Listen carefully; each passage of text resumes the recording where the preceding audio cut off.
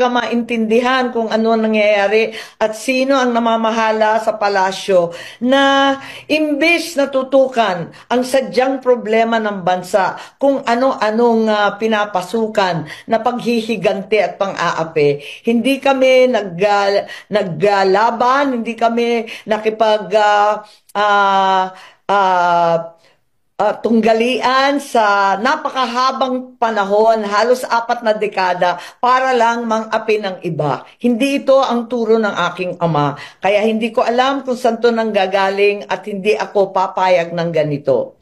So Alam hindi naman ninyo noon pa di ba? Hindi pa nakakaupo, inauguration pa lang, abala na ako sa smuggling ng agricultural product, abala na ako sa mga magsasaka at sa ating land reform. Abala na tayo dun sa Maharlika Fund, dun sa People's Initiative na babaguhin sa pamamagitan ng suhulan ng ating saligang batas. Abala na ako sa budget ng 2024 at 2025 kung saan linustay ng bonggang-bongga ang pera ng bansa.